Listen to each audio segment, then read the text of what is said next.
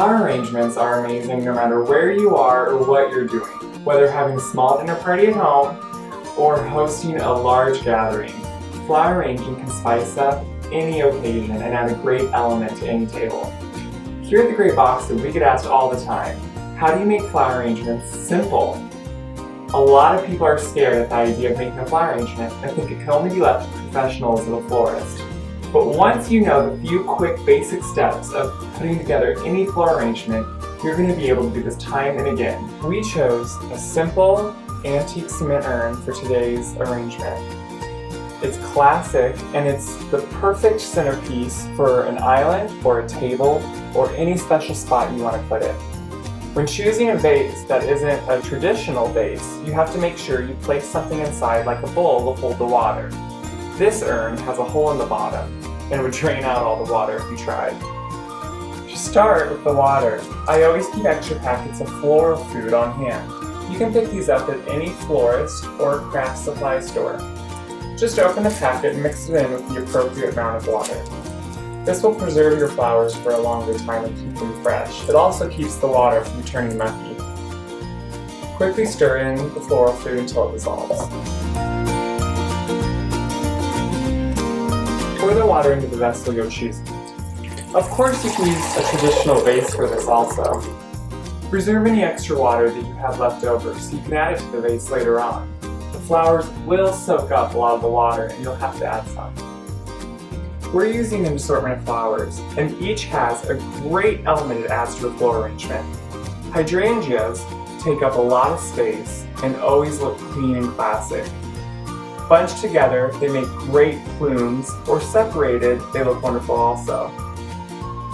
Roses are always classic, and they also keep for a long time. You're able to place them in water, and you'll have them for quite a few days. We chose an assortment of greens just out of our yard. Choose a tree that has a unique element, like this leaf that almost looks like an olive branch. And then finally, we're mixing in some great Dusty Miller from the garden. This adds a great muted tone to the whole arrangement and can soak up any large space that you need to fill. For fillers, if we need it, we have a little baby's breath on the side. Alone, it can look dated and kind of ugly, but when bunched tightly together in clumps, it looks quite amazing. And a little bit of yarrow from the garden. It's always fun to use some of what you have in these arrangements. I like to start by placing a few of the greens I've selected around the perimeter of the vase. To do this, I always make a fresh cut. This is going to allow for the best absorption of water. And it allows you to trim the size you want, so you know how large of an arrangement you want.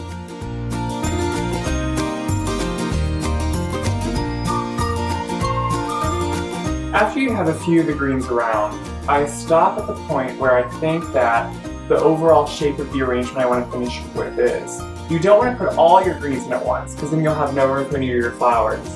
This just gives me a good base to start with. After you have a few of your greens placed, pick what you have the most of. Here we have the most of hydrangeas, and they take up the most space.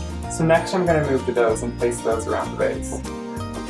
This is much the same process. You make a clean cut on the flower, and then place it where you think.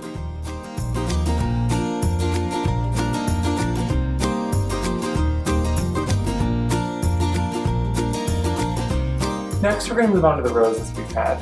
Now we've had these a few days, so you're going to have to go through and see if any of them aren't going to last.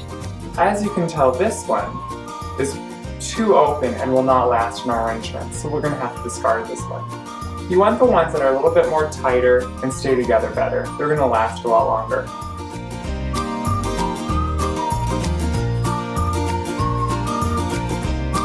When using such a large flower like a hydrangea and then such a small flower as a rose, I like to clump the roses together to give them a greater impact in the whole arrangement as a whole.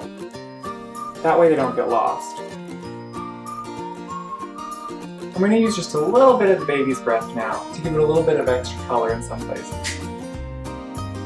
I'm going to nip it off and create little clusters of it so it looks like a larger flower from a distance.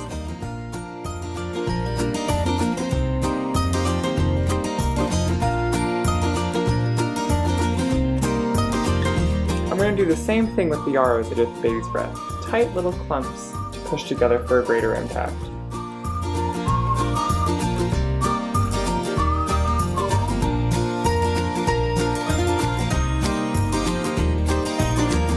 To finish it off, we're going to use just a few sprigs of this wonderful plant called Dusty Miller. It gets its name, as you can see, from the silver, dust-like quality it has on the outside of its leaves. It's the perfect palette and muted tone for these colors, and really sets any arrangement off.